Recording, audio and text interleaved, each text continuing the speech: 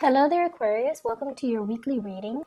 All right, so once again, first five cards deals with love, and the second five cards deals with the overall energy, okay?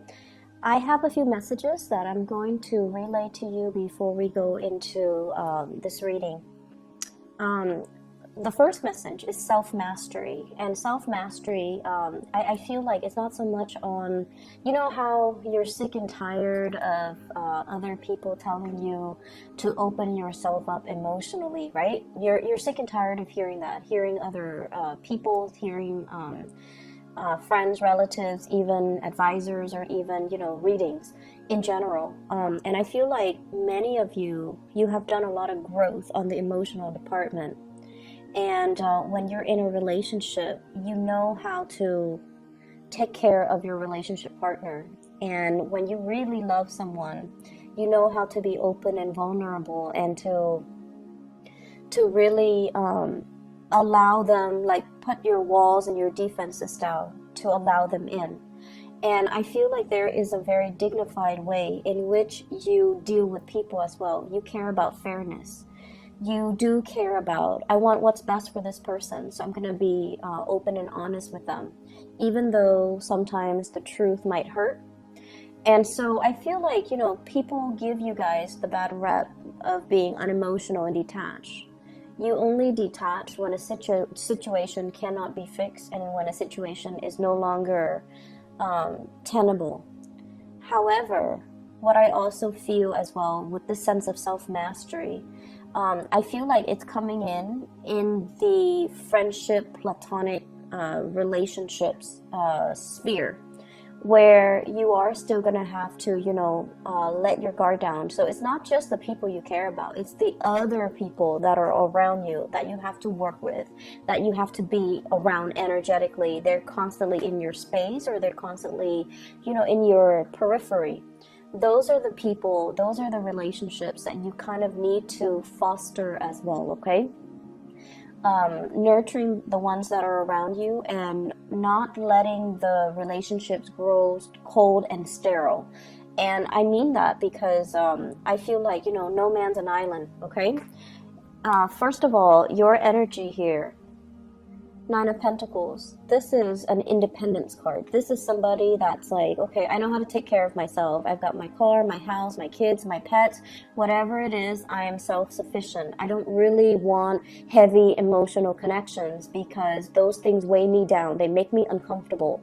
I can take care of myself, and if I can take care of myself, other people should be able to take care of themselves too. So you make conscious decisions in your life so that your life is not weighed down by material things, by heavy emotional connections, or even connections that are very deep, very profound, that would be difficult to break away from. So you make conscious decisions in your own life to kind of like be this, like every man's an island. I'm self-sufficient. I can do things on my own. I can take care of myself in every department. And once again, this is a great self-sufficiency type of energy, but it's really lacking something, right? Because with the 9, it's still a really good card, but it's lacking that sense of like that completion, that 10 of Pentacles that we see down here. And because of that, your relationships might be very, very good right now. But what about the professional contacts, the friendships, the other things in our lives that make it a little bit more robust? All right. So that's just the first message that comes in, and it's a little bit long-winded, but at the same time, I feel like love seems to be going really, really well. Cultivate more of your friendships, okay? Because the friendships, the good conversations, conversation where you feel like in sync with another person, where you can talk to them all day, all night, deep into the night, that's what makes you ultimately very, very happy. So let's talk about your love life first of all. What I have here is, once again, let's talk about this card. I really like this card. Somebody that, makes money, pays for herself or himself, someone who's very, very self-sufficient. You might be seen as somebody who's very different in wherever you're living. You're very independent, you're very different. You might stand out in some way because you look very exotic. you look different from the people that are around you. And I feel like, you know, somebody might have gotten a tan, might have gotten their hair done, might have gotten, you know, like a new wardrobe, or somebody that at this point looks really good, smells nice, and, you know, just does their own thing. So because you exhibit this energy where it's like, you know, I'm fine, I'm really happy, I like the single hood, and I like, you know, the bachelorhood, because of this energy draws in a lot of suitors, right? Because when you don't go around looking, that's when people swarm to you. That's just the law of attraction. When you are self-sufficient and when you're stable financially and really, really happy, you vibrate at a different frequency. You have a lot of success coming in, a lot of happiness, a lot of suitors, a lot of visibility as well in your environment. And as a result of that, a lot of people are coming to you. They know you're single, and they know that, you know, regardless of if the Aquarius person is looking or not, I'm going to tell them how I feel, okay? The person that you're dealing with might be this person right here. We have here the King of Swords, and the King of Swords is an air sign, an Aquarius, a Gemini, or a Libra. I also feel as well very strong earth energy. Taurus, Virgo, Capricorn, they might be air and earth. And then I'm also feeling like this is a person that is incredibly, incredibly smart, because you have to be a smarty pants in order to capture the attention of an Aquarius. Aquarius do not like dummies, okay? Aquarius people are very drawn to people who are articulate, who are witty, who are fast with like a comeback, who can be quirky and weird and whatever, but ultimately Aquarius people are very drawn to people who are like this, like very intelligent. They don't have to be soft and cuddly and emotional. If anything, that's a little bit of a turnoff for Aquarius, but they just need to know what they're talking about. They need to be an expert in their field. They need to respond in a very concise manner. They cannot be long-winded, and they have to be a problem solver for the Aquarius. So Aquarius people, you've got somebody in your midst that you're really attracted to, and I feel like this is somebody who solves problems for other people. They troubleshoot really well. They're very articulate. They're very smart. They may have multiple degrees under their belt. Not like a warm, cuddly type of a person. They can be a little bit prickly. And they overall, they have, I keep seeing multiple degrees. And you know, degrees don't really mean anything, but I feel like you're drawn to people who are very well-rounded, who knows a lot of things about a lot of things, okay? So Aquarius, Gemini, Libra, that's the energy that you're is around you, somebody that you're thinking about, somebody that is really on your radar. This person, what are they dealing with? Insecurity. You're like this. You're self-sufficient. You don't really need anybody. You don't really need them for anything. And so they're the traditional, you know, gender roles. So if you're a female dating a male, they want to be helpful. They want to solve your problems. They want to take care of you. But they don't feel like I mentioned before, you don't fit into those stereotypical, you know, gender roles. And so they might feel like they don't have a lot to offer. They might feel like, am I attractive enough? Am I pretty enough? They might invest, you might notice, and it's kind of funny if you do notice. You usually don't notice these things, but are they, you know, wearing like a new pair of shoes when they're around you? Are they investing more in their clothes? Are they using more perfume, cologne? Are they trying to put in that extra effort to make you, to make themselves more attractive? So if you answer yes to all of these things, they're definitely trying to impress you because they feel a little bit insecure. So, you know, pay attention to the person that you're dealing with. Pay attention to areas about themselves that they might, you know, joke about, but they're not really joking. So they might say like, I wish I had more money, or I wish I had more education, or I wish I had, you know, I looked better, or I wish I looked a certain way, because those are the insecurities that they're revealing to you. So in the process of communicating with that person about their insecurities, be sure to not, you know, throw add fuel to the fire. So, you know, be a little bit more gentle, I guess, when you're dealing with them, okay? And I feel like you're dealing with someone who's deeply insecure about the way that they look. They don't know if they look good enough because they see you like this. And if they're the Empress in the reverse, it's almost like I don't really live up to them. I'm not on equal footing or equal pedestal with this person. So you've got a relationship partner that is very, very insecure about their physique, about their appearance, and about, you know, whether or not they are your equal match physically. I feel like they are your ideal match intellectually. They're really smart, but they don't feel I keep seeing this Taurian energy because, you know, Taurus are very practical, and they're more like in the here and now, and they take care of their appearance. And appearance matters a lot to them, the way they dress, the way they look. So I feel like they might have Taurus, a lot of Taurus placement, and they might not feel like they measure up to you appearance-wise. So, for example, if you're going on a date and the two of you, you know, holding hands, they feel insecure because they're like, everyone is looking at the Aquarius and wanting to, you know, hit on the Aquarius person, and no one's looking at me. It's sort of like that. I see this sense of competition even between you and the relationship partner. But either way, I feel like the energy for this week in terms of love, be a little bit softer when you're dealing with your relationship partner, and don't joke too much about their insecurities because they might take it to heart.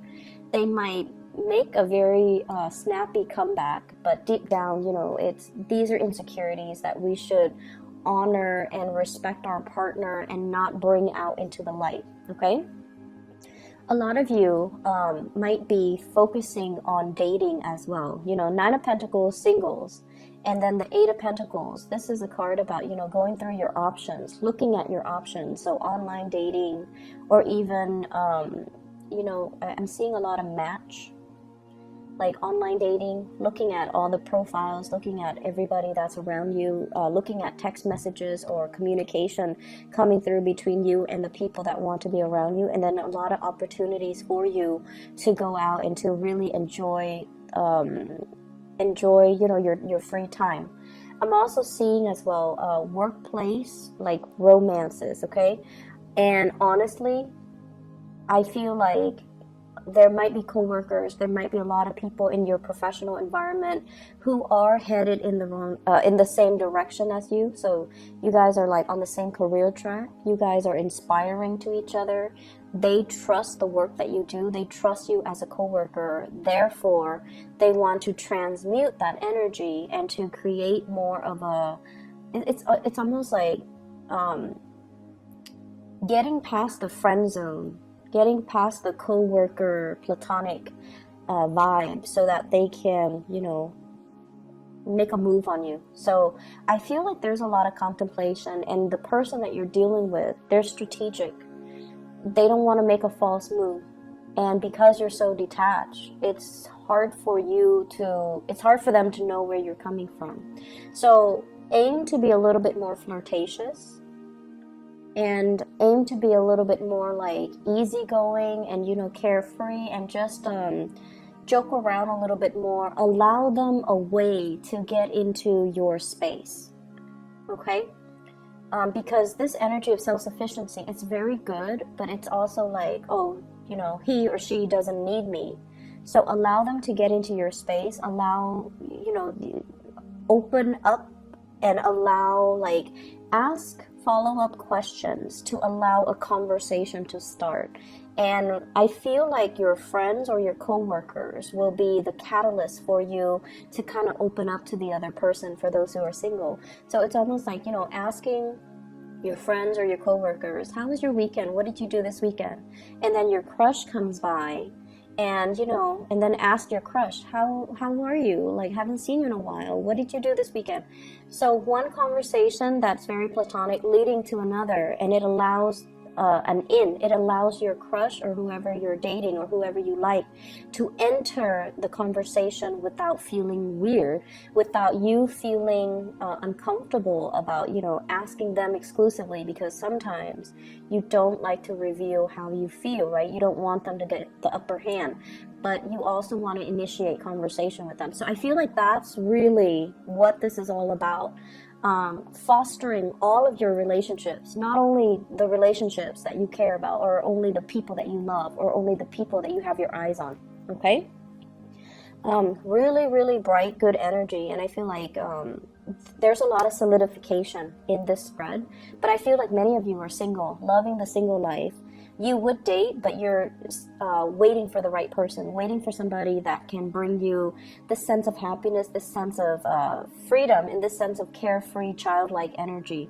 So the interaction between you and a crush, between you and a partner, is really good for this week, mainly because it opens up doors about practical, you know, direction in the relationship, as well as where are we going, where are we headed. But once again, all the cards indicate to me it's like a solitary person. So I definitely feel a lot of independence, but also a lot of Aquarius people are single and loving it and focusing on their career.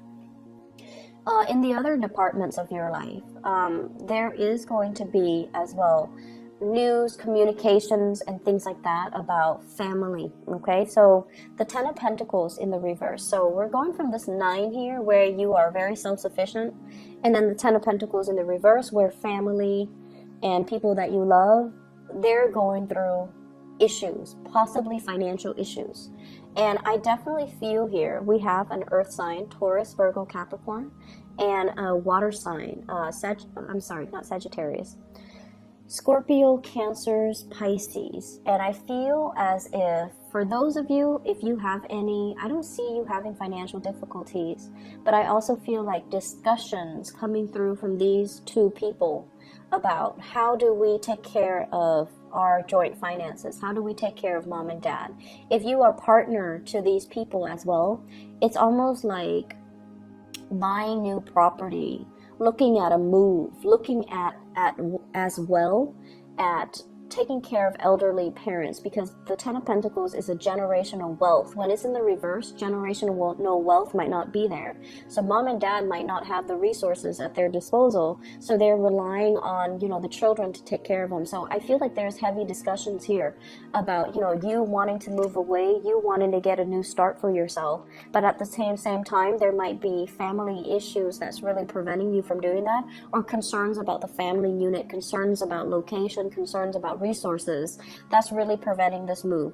And you might have shouldered the responsibilities on your own. You might have been racked with worries over this, but there are either other siblings that are coming in to ease the situation, or there are siblings or other people that you can call upon to alleviate this situation, or they can come in with their own strategies and a helping hand in this situation. So there is a lot of immense support for you financially and emotionally coming in from the family front. Okay, the friendships as well.